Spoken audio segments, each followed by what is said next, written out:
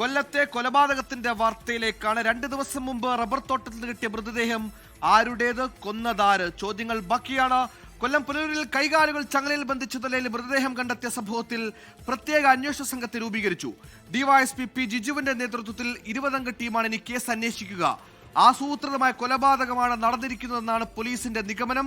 വിശദമായ ഊർജിതമായ അന്വേഷണത്തിലേക്കാണ് പോലീസ് കടക്കാൻ പോകുന്നത്.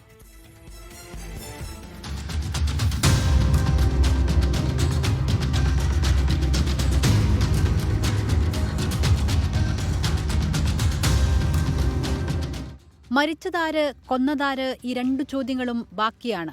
2 ദിവസം മുൻപാണ് പിറവന്തൂർ പഞ്ചായത്തിലെ വൺമിളവാടിൽ മലയോര ഹൈവേയിൽ നിന്ന് 1/2 കിലോമീറ്റർ അകലെയുള്ള വനത്തോട് ചേർന്നുള്ള റബ്ബർ തോട്ടത്തിൽ മൃതദേഹം കണ്ടെത്തിയത്. ആൾപ്പെരുമാറ്റമുണ്ടാകാറില്ലാത്ത റബ്ബർ തോട്ടമാണ്. വിറക് ശേഖരിക്കാൻ എത്തിയവരായിരുന്നു ആദ്യം മൃതദേഹം കണ്ടെത്തിയത്. റബ്ബർ തോട്ടത്തിന് സമീപത്തെ വലിയ മരത്തിൽ ചങ്ങലയിട്ട് ബന്ധിപ്പിച്ച് കത്തിക്കരിഞ്ഞ നിലയിലായിരുന്നു മൃതദേഹം. പോസ്റ്റ്മോർട്ടം നടത്തിയതിനു പിന്നാലെ മൃതദേഹം ഇടത്തേക്കാലിന് സ്വാധീനം കുറവുള്ള പുരുഷന്റേതാണെന്ന് തിരിച്ചറിഞ്ഞു.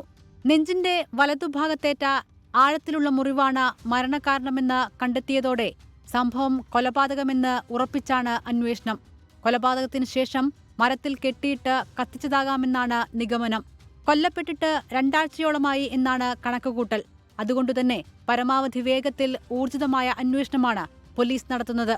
ഡിവൈഎസ്പി ജിജുവിന്റെ നേതൃത്വത്തിലുള്ള 20-അംഗ സംഘമാണ് കേസ് അന്വേഷിക്കുന്നത്.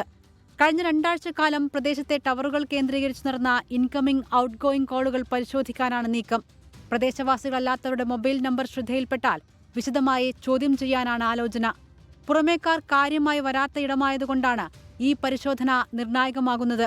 ഇതിനു പുറമെ മേഖലയുടെ 3 കിലോമീറ്റർ ചുറ്റളവിലുള്ള CCTVകളും പരിശോധിക്കും.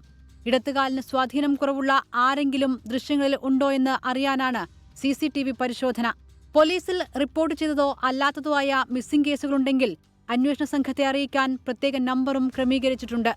24 കൊല്ലം. ലോകത്തെവിടെയായാലും ഏത് സമയത്തും 24 വാർത്തകളും ഓഗ്മെന്റഡ് റിയാലിറ്റി പാക്കേജുകളും എക്സ്പ്ലെയിനറുകളും വിശദമായി കാണാൻ ഞങ്ങളുടെ YouTube ചാനൽ നിങ്ങൾക്ക് സബ്സ്ക്രൈബ് ചെയ്യാം.